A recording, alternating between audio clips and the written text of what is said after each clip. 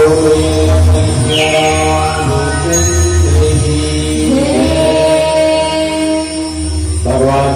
प्रणत पार भुवनध्वनि है, जो भी उनकी शरणागति करते हैं उनको छोड़ने वाले नहीं है।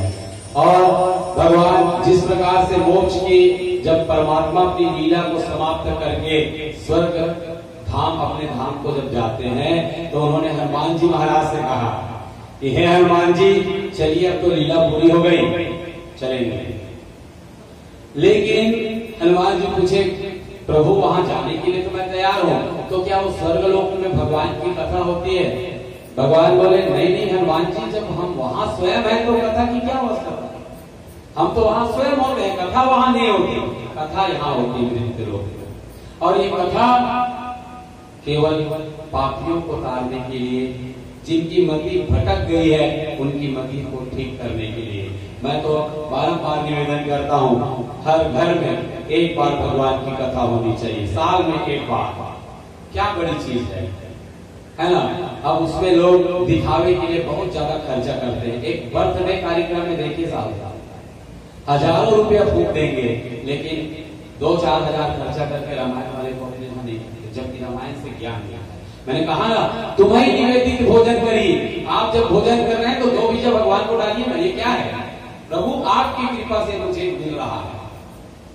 अब आप तो डाइनिंग टेबल में खाना खाते हैं तो वो कौन अचमन करेगा, कौन प्रणाम करेगा? मम्मी लाओ परोसो, है ना? वंदन है, भोजन का नियम है, मंत्र है, सत्य है। लोग आज सबको भूलते जा रहे हैं। और आप देख लीजिएगा, ये दुनिया गोल है, ये दुनिया गोल है, फिर से उसी के शरण में आना होगा।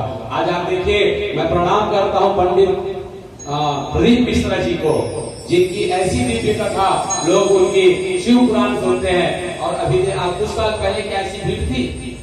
आज रोज भगवान शिव में बेलपत्र और जल चढ़ाने के लिए रोज प्रतिदिन लोग जाते हैं। तो क्या भगवान आज माने थे पर गायब हो गए? भगवान तो पहले भी थे, लेकिन भक्त पैदा नहीं हो रहे थे। और ये संसार की परंपरा है, ये दुनिया बनाने वाले की परंपरा है। इसी प्रकार से ऐसी चलेगी। जब जब विपदा आएगी, जब जब होई धर्म की हानि, बाढ़ असुर अधर्म हानि, तब तब हरि विविध शरीरा, हरि कृपानि भी सज्जन पीरा। करुणा क्या है? ये भी तो एक प्रकार की प्रकृति का बैलेंस है। हम भगवान को भूल गए थे, लोग घर में बैठे बैठे जपने लगे, प्रभु भगवान बचा ले बचा ले। और बचे भी संत जन, जिन्होंने नियम संयम में रहे, उनको कुछ हुआ नहीं। और जिन नेता, क्या अधिकारी, क्या पैसा वाले इतना मोटा मोटा बैग में लिए लिए घूम रहे हैं, उनको भी एक बिस्तर नसीब नहीं हुआ। ये केवल और केवल समय का प्रभाव है, और समय किसी को नहीं छोड़ता। सावधान रहिए, सावधान रहिए, समय किसी को नहीं छोड़ता। अभी आप मत आइए, आप दीनता का भाव रखो, ठीक है भाई आप गए, मैं आपके शरण में, भगवान है ना मेरे साथ, मैंने किसी को बिगाड़ा नहीं है तो भगवान मेरा बिगाड़ेगा। हाँ, आज कष्ट जरूर है, आज पीड़ा जरूर है, पर वो तारनहार है, वो बनाने वाले हैं, वो जरूर बनाएंगे। तो मैं हनुमान जी की बात कह रहा था। हनुमान जी महाराज कहे, प्रभु जब तक इस धरती पर आपकी कथा होगी, तब तक मैं इस धरती को छोड़ने वाला नहीं हूँ। और जहाँ जहाँ रामचरितमानस बोलती है, रामायण आरंभ हुए, आया हूँ चतुर सुजान, सीतापति के चरण जो सीतापति के चरणों की वंदना करते हुए हनुमान जी महाराज यहाँ उपस्थित है। हमको आपको नहीं दिख रहा है, क्योंकि सूक्ष्म भी रूप में आ सकते हैं, वायु रूप में आ सकते हैं, और हमारी दृष्टि में तो माया का आवरण लगा है। लेकिन भाव सहित हो जाए, जो प्राणी जो भाव के सहित भगवान को देखते हैं, उनको, कई लोगों को एक कागज दिख रहा है, रामायण नहीं कागज है, तो तुम्हारे लिए कागज है, लेकिन मेरे लिए रामायण है। मूर्ति को दिखाओ, अरे माटी के पत्थर के, तो दृष्टि खराब है, वो माटी और पत्थर क्यों है? जब संसार के कण कण में परमात्मा का विराजमान है, तो मिट्टी हो, चाहे जानवर हो, पशु हो, एक घर हो, द्वार हो, सब में हो। इसलिए हम अपने घर में चाहे लकड़ी की मूर्ति की पूजा करें, चाहे फोटो की मूर्ति की पूजा करें, चाहे मिट्टी का, जिसका भी हो, भगवान को उसमें वास है। सवाल आपकी श्रद्धा पर है कि आप उनको देख पा रहे हो, नहीं देख पा रहे हो। हम एक भजन में सुनते हैं, एक दादी माँ, भगत के बस में है भगवान, भगत के बस में है भगवान, भगत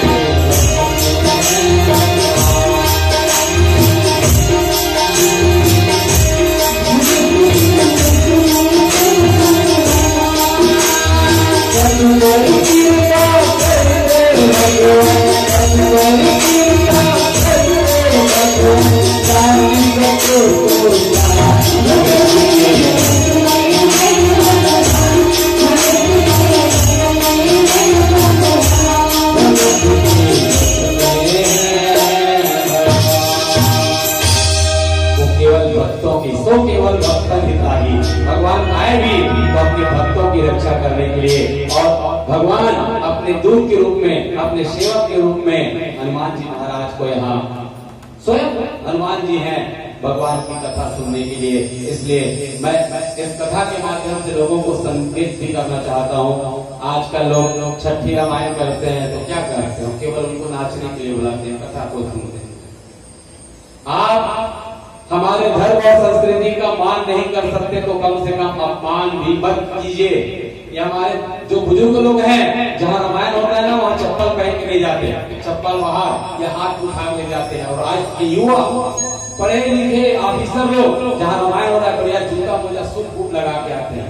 तो आप मान क्या रहे हैं, आप अपमान कर रहे हो। हम आपको कुछ नहीं कह सकते, क्या कहेंगे आपको? आपकी जितनी श्रद्धा उतनी तो मानोगे ना। फालतू बात करता है, अगर उनको कहो तो फालतू बात करते हैं, क्योंकि उनको दिखाने का है।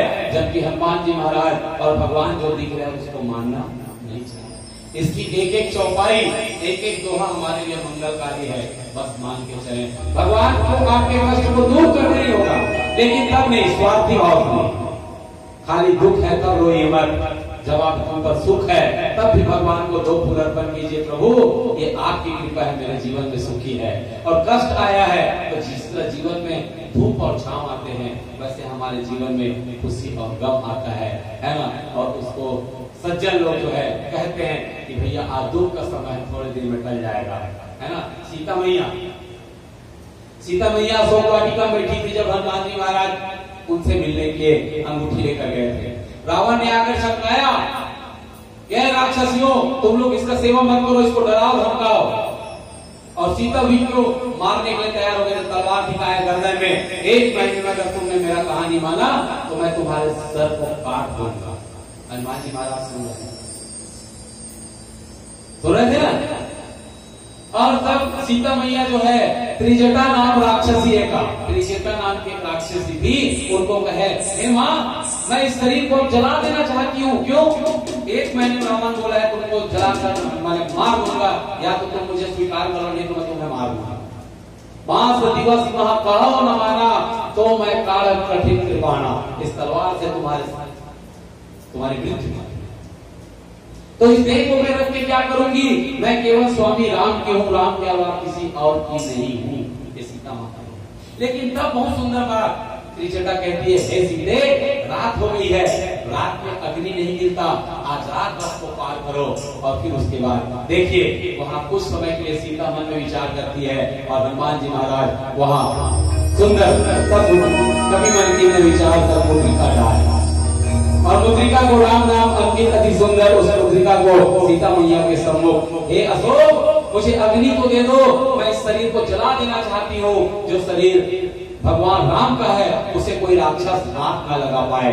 ये हमारे सती माताओं की भक्ति है, नारियों का गुण है ना भाई। भगवान राम को देखिए 14 वर्ष उनको वनवास मिल गया, राजगद्दी बैठने वाले को, फिर भी उन्होंने अपना संयम नहीं खोया। ये हम जीव को चाहिए कि हम जीव अपना संयम ना खोए। आइए एक अंतिम भजन, और भजन के साथ आरती के लिए निवेदन करूंगा। पुनः समस्त श्रोताओं को मैं प्रणाम करता हूँ। आपने मुझे अवसर दिया कथा से जुड़ने के लिए, और सब धर्म प्रेमी है, मैं निवेदन करूँ हम अच्छे कर्म करने का प्रयास करें, कथा सुने और सुन करके सुनी समझे जन मुदित मन मच जही अति अनुराग, रहे चार फल अचत करूं साधु समाज प्रयाग। इस संसार में आप खाली हाथ आए हैं, मैं भी खाली हाथ आया हूँ, लेकिन इस जीने और मरने के बीच में जो सांस है उसको हम ऐसे चलाएं। आप पत्नी का भी प्रेम पाइए, पत्नी भी आपके प्रति रहे, बेटा भी, और आप एक पुत्र होने का भी सेवा करें। यही मानव जीवन का धर्म है। अन्यथा जानवर का क्या धर्म है? जानवर को माता पिता नहीं पहचानता, भाई बंधु कौन पहचानता है? कौन जानवर है जो माता बंधु पहचानते हैं? कोई नहीं। और इस संसार में किसी भी जानवर को मुस्कुराने का सौभाग्य नहीं मिला है, किसी भी जीव जंतु को भगवान की भजन करने का सौभाग्य मिला है, इसलिए इस तन को बड़े भाग्य मानुष संभावक है। मैं आप सबसे छोटी हो बड़ी बात, जो मेरी बात अच्छी लगे अपनी जीवन में उतारिए। बच्चों से कहूंगा माता पिता का सेवा करें, बड़ों से कहूंगा माता पिता से खुश रखें और अपने इष्ट देवी देवताओं का पालन करें। मुझे किसी के धर्म से कोई लेना देना नहीं, दूसरे धर्म क्या करते हैं उससे मेरा कोई औचित्य नहीं, लेकिन मैं अपने धर्म के प्रति निष्ठावान हूँ और कोई मेरे धर्म को गलत तरीके से पेश करे ये मुझे व्यास से कभी भी मंजूर नहीं है। आप अपने धर्म मानिए, लेकिन किसी के धर्म को नीचा दिखाने का प्रयास न करें। हम तो हिंदू सनातनी लोग हैं, सीधे साधे, कभी कोई कट्टरता नहीं दिखाई, बस भैया राम राम भैया राम राम। लेकिन कुछ गलत हो जाता है तो मैं सावधान इसलिए करना चाहता हूँ कि आप सब अपने धर्म के प्रति सावधान रहें, कोई हमारे धर्म को छेड़छाड़ करने का प्रयास न करे। बोलिए श्री रामचंद्र की, धर्म की, अधर्म का, भारत माता की जय, गौ माता की जय। आइए भजन।